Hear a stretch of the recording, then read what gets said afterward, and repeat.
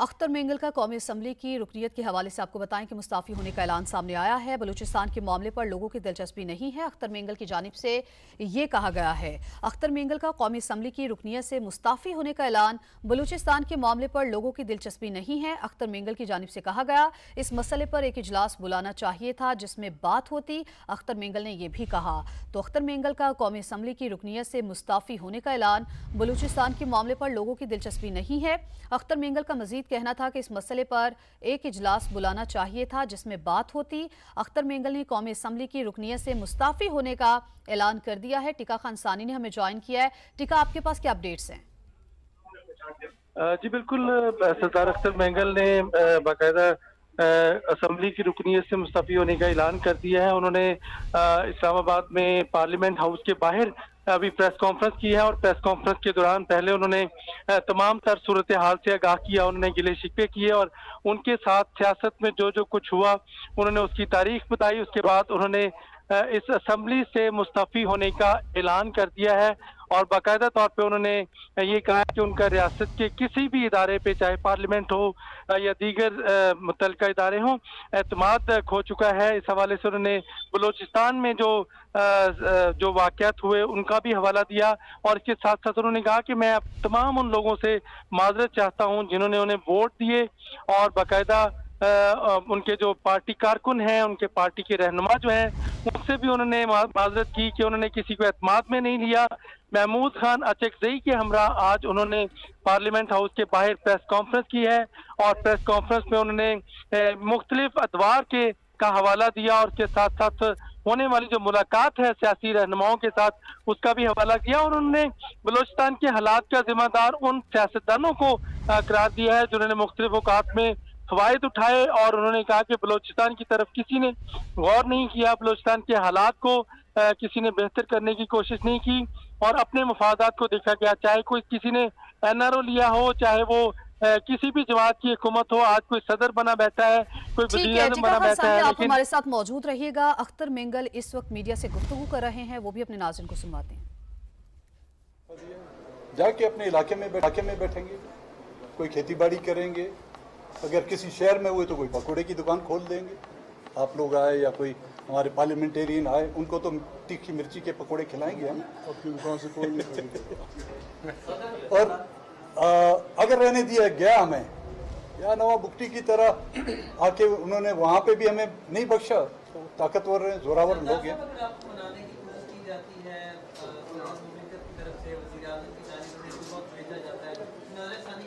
لیکن مجھے نہ منائیں ان کو جن کو وہ ناراض کہتے ہوئے بھی ان کو ڈر لگتا ہے۔ پہلے ناراض کہتے تھے، آج کل ان کو ناراض نہیں کہتے، ان کو اور میں جو فیصلہ کرتا ہوں وہ سوچ کے فیصلہ کرتا ہوں، فیصلہ کر کے پھر میں نہیں سوچتا، یہ میری بدبختی ہے۔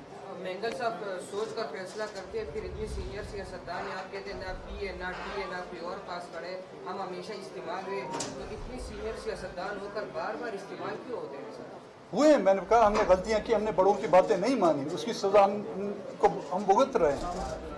اچھا سر، سب سے زیادہ ذمہ دار آپ کس کو قرار دیتے ہیں؟ آپ سینئر پولیٹیشین ہیں، ہر دور میں ہم آپ کو دیکھتے رہے، آپ سب سے اہم اس کی ذمہ داری کس کے اوپر ڈالتے ہیں آج جو آپ دل برداشتہ ہو کے ریزائن کر رہے ہیں؟ دیکھیں، میں حقیقتاً میں تقریباً 5 مہینے سے باہر تھا ملک سے، کہ بلوچستان کے حالات دیکھے، میں یہ ڈیسائیڈ کر کے آیا تھا، یہ نہیں کہ آج کے اسمبلی کے اجلاس میں انہوں نے مجھے نہیں چھوڑا میں اس لیے استعفیٰ دے رہا ہوں، میں ڈیسائیڈ کر کے آیا تھا وہیں سے، اور کل واپس جا رہا ہوں اگر جانے دیا گیا، کہ یہی اپنا فیصلہ ان کو سنا کے میں جاؤں گا۔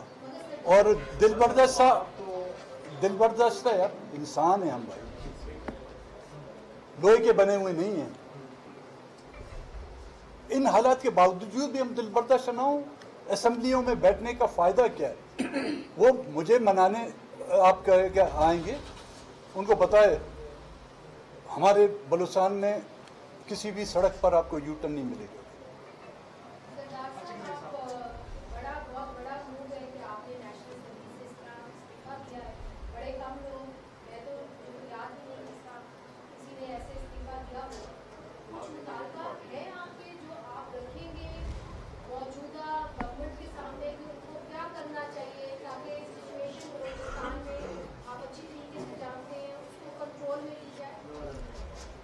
इसका जवाब मैं दूंगा, आप इसका जवाब मैं दूंगा। हमें हक की हुक्मरानी में अपना हक चाहिए। ये हक की हुक्मरानी कौन देगा सर आपको? ये पार्लियामेंट देगी, ये आइन हमें देता है, ये आइन हमें देता है। न बलोच, न पश्तून, न कोई सिंधी, न आज से कोई खैरात मांगना नहीं मांगता। 1947 में आपने पाकिस्तान बनाया है, हक की हुक्मरानी अंग्रेज़ की तरफ से ट्रांसफ़र हुआ है। 75 साल से आपने हमें इस हक की हुक्मरानी में हिस्सा नहीं दिया। अगर इस मुल्क के रहने वाले हम हैं, यकीनन हम हैं, तो पाकिस्तान के हर इदारे में हमारी आबादी के तनासब से हमें हिस्सा मिलना चाहिए था। आप सारी अफवाज देखें, सराइकी, सिंधी, बलोच, दूरबीन में भी आपको नहीं मिलेगा। 75 साल में हम फिर भी शरीफ लोग हैं। 4 ज़िलों की फ़ौज को हम पाकिस्तान की फ़ौज समझते हैं, जो नहीं है पाकिस्तान। उस लिहाज से पाकिस्तान की नुमाइंदा रिप्रेजेंटेटिव फ़ौज नहीं है हर इदारे में। दूसरी बात, जो खुदा पाक ने हमारे वतनों में सिंध के वसाइल, सिंध के वसाइल, बलोच वसाइल बलोच, पश्तून वसाइल पश्तून वसाइल, इन वसाइल पे हमें आइनी तौर पे हमारा हक तस्लीम कर ले। ये सारा टेम्परेचर नीचे आ जाएगा, ये सारा टेम्परेचर। खान साहब भी ये बता दे रहे कि आप इस वक्त तो इख्तियार किया है तमाम बड़ी जमातों ने, ये मुकदमा पेश करेंगे जो अख्तर मेंगल साहब? ये तो बाबा हम 70 साल से पेश कर रहे हैं। नहीं, जहाँ से मुज़ाकरात आप करेंगे? मुज़ाकरात इसी बात पे, हम जब आइन की बात करते हैं, आइन अच्छा है बुरा है, इकट्ठा एक कागज़ है, उसको आप एक कागज़ का टुकड़ा समझते हैं, हम उसे एक इमरानी मुआहिदा समझते हैं। कितना बड़ा फ़र्क है। हम उसे एक इमरानी मुआहिदा समझते हैं अवाम, अक़वाम और स्टेट ऑफ पाकिस्तान के दरमियान। आप उसे कोई जर्नल उठा के फेंक देता है, बल्कि जनरल ऑन रिकॉर्ड जवला कहता था क्या आइन क्या है, 4 कागज़ के टुकड़े जिनमें कोई भी वो कर सकता हो। हमें ये गारंटी चाहिए पाकिस्तान के हर फर्द को। हर परसों एक सवाल था कि पाकिस्तान के गुर्बत से नीचे लकीर में कितने लोग रहते हैं, 4 करोड़ से ऊपर।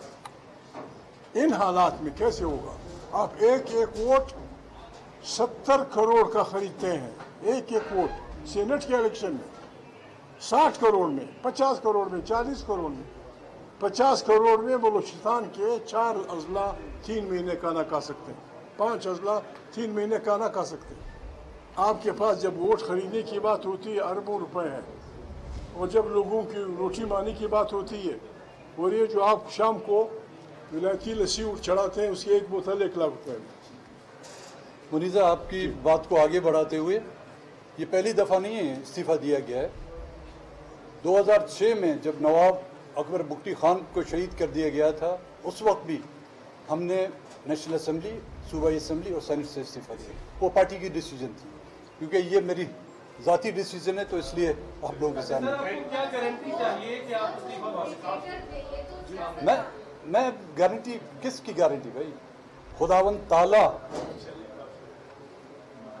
ये मुल्क इस्लाम के नाम पे बना हुआ है ना, और अल्लाह की किताब पर हमें गारंटी दी गई है। उससे बड़ी किताब आप लोग लाएं, मैं आप सबके साथ बैठने के लिए तैयार हूं। Thank you. महमूद अचकज़ई ने कहा कि सेनेट इलेक्शन में एक वोट 70 करोड़ रुपए में फरोख्त होता है, दूसरे आइन को कागज़ का टुकड़ा समझते हैं। हम मुकद्दस सहीफ़ा है। उन्होंने ये भी कहा कि साथ ही साथ अख्तर मेंगल ने गुफ्तगू की। उन्होंने कहा मुस्ताफ़ी होने का पहले ही फैसला करके आया था। आईने बेचता हूँ अंधों के शहर में अख्तर मेंगल का शेरी तबसरा। उन्होंने कहा कि मैंने अपनी पार्टी को भी एतमाद में नहीं लिया, हमारे साथ कोई भी नहीं और ना ही कोई बात सुनता है। इस मसले पर एक इजलास बुलाना चाहिए था जिसमें बात होती। अख्तर मेंगल ने कहा कि बलूचिस्तान के मामले पर लोगों की दिलचस्पी नहीं है। अख्तर मेंगल का कौमी असम्बली की रुकनियत से मुस्ताफ़ी होने का ऐलान, वो गुफ्तगू कर रहे थे मीडिया से और उनकी जानिब से कहा गया कि बलूचिस्तान के मामले पर लोगों की दिलचस्पी नहीं, इस मसले पर एक इजलास बुलाना चाहिए था जिसमें बात होती। हमारे साथ कोई भी नहीं और ना ही कोई बात सुनता है। मैंने अपनी पार्टी को भी एतमाद में नहीं लिया। आईने बेचता हूँ अंधों के शहर में अख्तर मेंगल ने शेरी तबसरा किया। मुस्ताफ़ी होने का पहले ही फैसला करके आया था, अख्तर मेंगल की जानिब से ये कहा गया है। तो आपको बताएं कि इसके बाद फिर महमूद अचकज़ई ने गुफ्तगू की। उनका कहना था कि सेनेट इलेक्शन में एक वोट 70 करोड़ रुपए में फरोख्त होता है।